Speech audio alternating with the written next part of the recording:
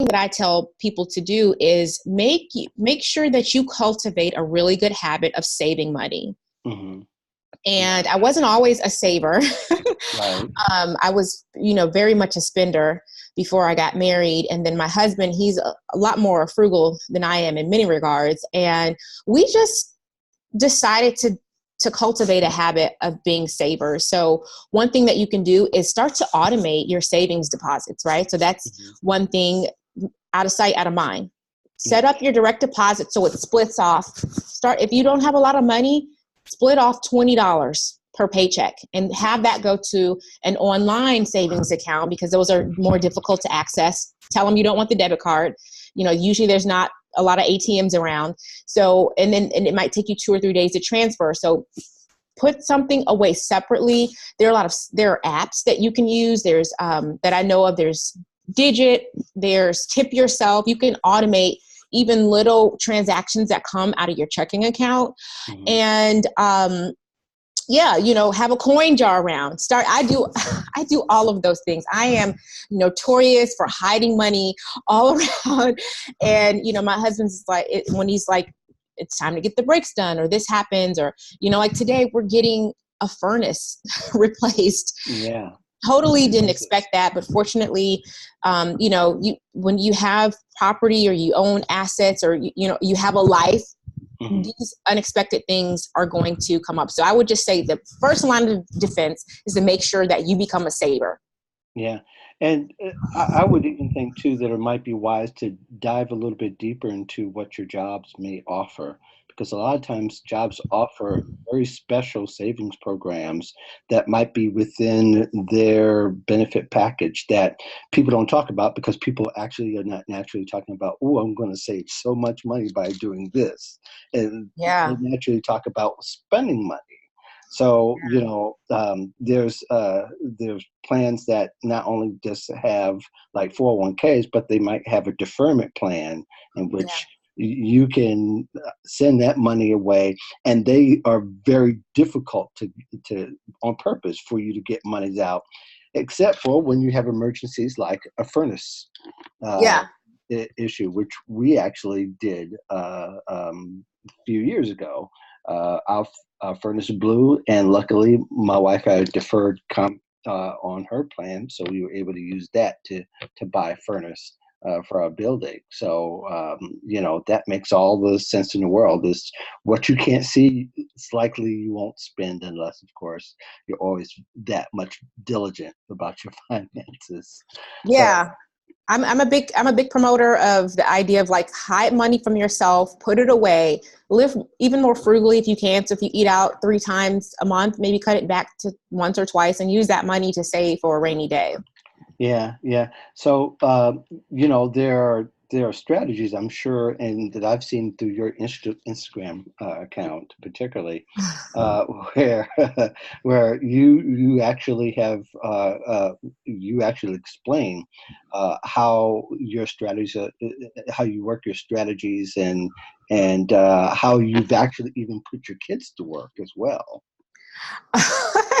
Yeah, my kids actually have pretty active careers in acting and entertainment.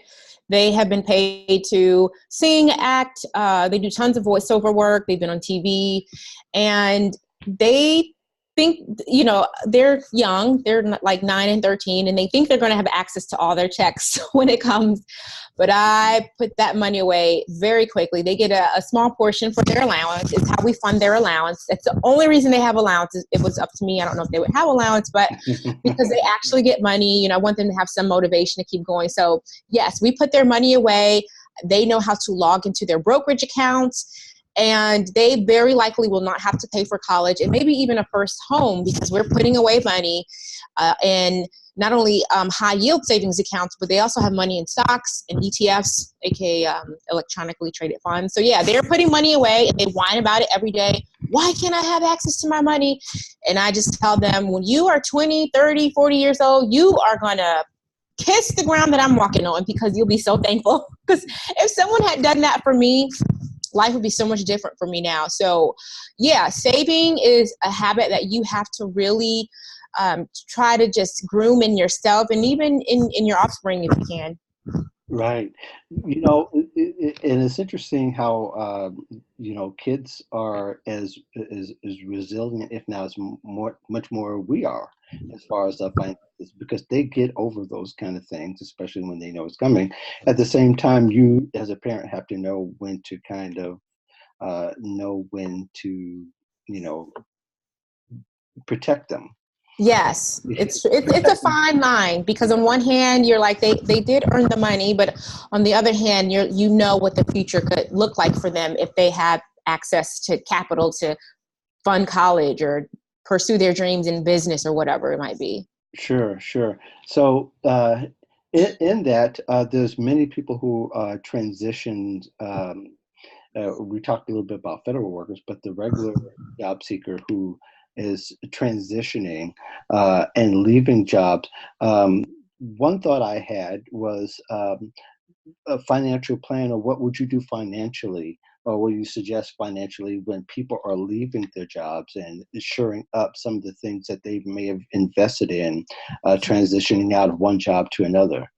Yeah, so I actually wrote a post many moons ago about things you should take with you when you leave a job. So, Hmm. and it's not just the office supplies and your favorite office chair. You should take more than that. Definitely Right. take your network with you. Make sure you get all your colleagues and coworkers' information for future Absolutely. networking. But Hmm. then don't forget the financial assets that you may have built up while you were there. So definitely any tax deferred retirement accounts, any Hmm. stock options. Don't just leave those things there. You want to roll them over. You want to move them into accounts, so you can keep track of them. You just don't want to leave them out there hanging so they're really just inactively.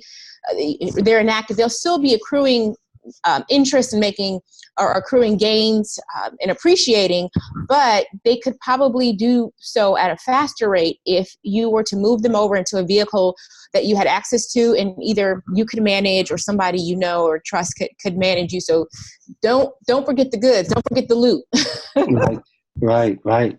And it sort of kind of goes along with an article I wrote not too long ago, that jobs should have an exit plan as well as, a reentry plan. And part of that That's exit good. plan is figuring out, okay, what I'm going to do with my finances, because what if you're laid off? You get a moment or two to make a decision on how you're going to want that money funneled. And some will give you the extra time, but in that moment, you're only thinking, oh my gosh, I'm not going to have a job. But that's why Yeah. you should have a plan in place so that you can look, even if you kept it in an Evernote on your phone, you can access, say, okay, this is the way I want things done. And you can always follow up later with something even more specific. But on outset, you should have something, you should know where to go and where to carry your baggage. Yeah, that's a really good point because there are really specific rules around what happens to your money. Because if you take what they look at as a withdrawal, you could be there could be taxes and penalties. So you have to be really careful about when you're rolling over and moving money. There are deadlines you have to meet, otherwise you can be taxed by the IRS and pay certain penalties. So definitely work with somebody who's knowledgeable in that area so that you don't end up owing money just because you were let go or you decided to transition, from one job to another. Right. Yeah. Usually it's 30 days, but I know that there are different types of plans that allow different types of leeway. Yeah. So you have to kind of pay attention to it. But most people hate paying attention to that kind of stuff because they Yeah. want to stow it away, and it also it triggers some memories of the job and what it meant to them, especially financially. So I think that's a pretty important part of it. But how about some preventative measures in thinking forward when you're going to the right job? What are some things you should be thinking about financially as you look at new packages, or even if you're in the job search process and you're interviewing and you get a chance to look at the benefits package? What are some good practices would you recommend that people should keep in mind? Well, I think the first thing you should keep in mind is that your compensation package is always negotiable. You don't have to take the boilerplate offer that they give you. Right. So if there is a sign on bonus, if there are certain terms, such as like your salary or your hourly rate, you can always ask for more. Don't forget the idea of stock options. Having equity in a company, that can be a great way to add to your compensation. So maybe if they're not willing to give you a higher salary, maybe they'll give you more stock options or let you participate in the employee stock purchase plan earlier than later. So just those are some different points that you can negotiate. And I think it also shows your aptitude as, being a good employee. If they see that you're a fighter, you're a negotiator, to me, that's a sign of you could potentially even be a better hire than they thought, right? Yeah. Yeah. The other thing to think about is your credit score. Yeah. Nowadays, depending on your position, sometimes your employers will check your credit score. Maybe if you're in sales or you're going to have access to a company credit card, they may want to know how well you manage your own finances and if you have a history of running up bills that you don't pay. And there are other reasons that they might do a credit check. In some of the government jobs, there's certain security clearances that you have to have. So if you have too much debt, you actually can't work for the federal government in some cases. Right. So think about being diligent with your finances, because your employer can run background checks and do certain screenings that will bring up some of your financial behaviors. And you don't want that to prevent you from getting a job. And then lastly, I would think about even having that savings net when you're between jobs. Some people find it hard to interview well when they're worried about their finances. Mm-hmm. You don't want to come to a job interview unkempt. Your hair's not cut.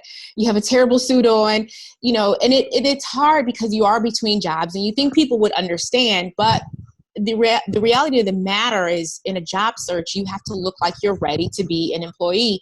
And that's going to, your grooming and how your appearance, it's going to reflect on your personality and your ability to be a good worker. So again, if you show up, with an unwieldy look, people might wonder, wow, if this person is under duress, how are they going to report to work?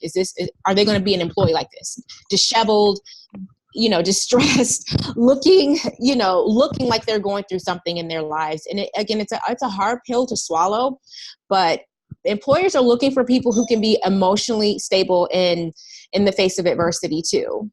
Yes. A couple of thoughts. One of the things I'm sorry, can you hold on? I have to answer the door, and I don't know if it's like the maintenance. So I hope. Okay. So where am I? There we go. Just make sure I'm pressing the right buttons.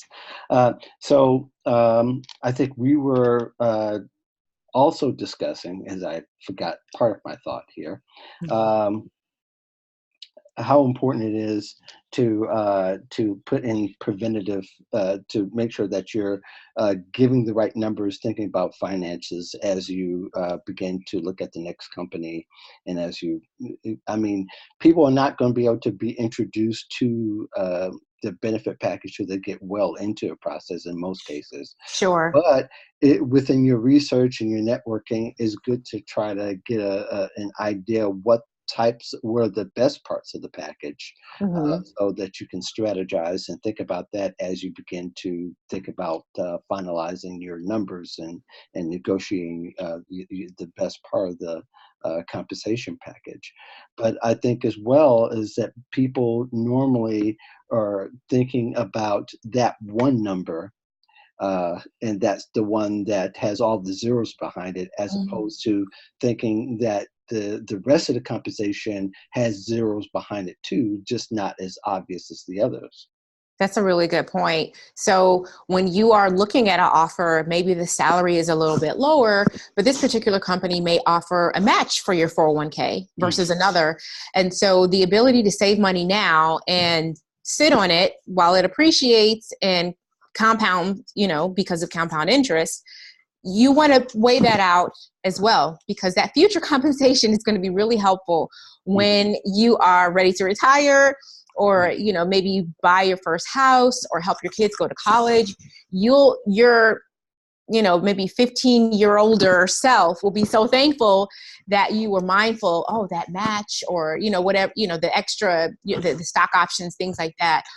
So there's a lot to be said about the value of equity stocks as a part of your compensation plan.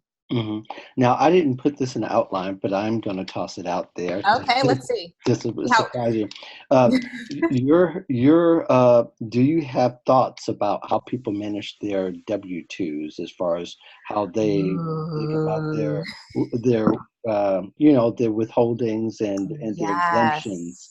yes, Your thoughts on that? Because I know that there used to be a strategy at one point I used many years yes. ago. I do. I'm so excited that you asked this question. I was actually I want to know over this super duper in depth at a talk that I had this Saturday, and one of the speakers was talking about this very thing. And so let me just say a thing about this. So for all of you who are waiting with bated breath for income tax refund season, you are giving the government your hard-earned money for free. You're giving them that money, and if they're not going to pay you interest. So if you are getting a $5,000 or $6,000 refund check, but you're struggling throughout the year, you are probably one of those people that needs to adjust your W-4, your withholdings. So what people usually do is say, well, it's just me. I'll put a 0. I don't need any deductions or exemptions or whatever they're called. But really, if you go through, there's actually instructions on the withholding worksheet. If you go through and read, what people don't do is read. They'll ask their friend, they'll say, hey, what did you put? Oh, okay. This is, and then they'll put what their friend put. How many kids you have? Okay. Well, if you go through it properly, it should tell you the exact amount of money that you should be remitting for your income tax to the federal government. So the ideal situation is that you either don't get a refund check, or you owe maybe a very small amount of money, $50, $100, or $200, which you usually can write a check for. Because what's happening, you are struggling, living paycheck to paycheck during the year, paying interest on your credit cards, on your student loans, on your car note. You're paying late fees, right? While you are giving the government a free loan, you're giving them your money. You're not getting interest on that money.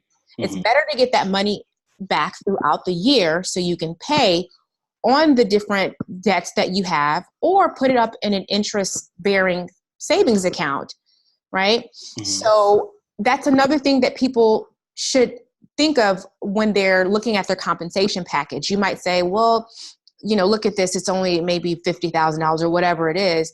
And then you go and you're going to do your little paycheck calculator and say, oh, I'm not going to get very much. But the thing that you should really go through is that withholding worksheet. And there's even an online version. There's an IRS withholding calculator. And they'll give you an interview. It's online, it's a website.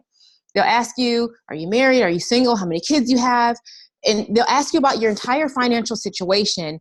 And then they're going to tell you how many deduction, or I don't know if they're deductions or I think they're exemptions. How many exemptions you should claim. And so you have some people who are claiming 0, 1, 2, and they're getting so much money taken out of their check for income taxes, whereas you might really need to be claiming something like 11. And then, when people go through that, they're like, oh my goodness, I'm getting paid $300 more per pay period. Just imagine, what could you do with $300 more per pay period? Right.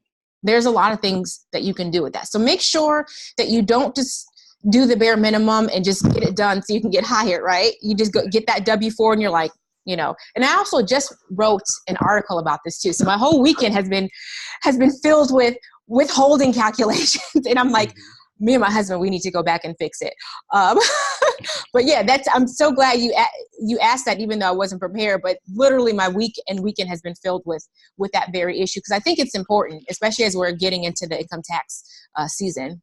Right. Yeah. And I think people need to understand how much more it takes these days to start a job.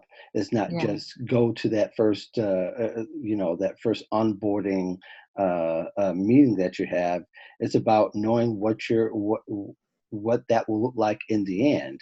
So you Yeah, got to sort of do what Stephen Covey says.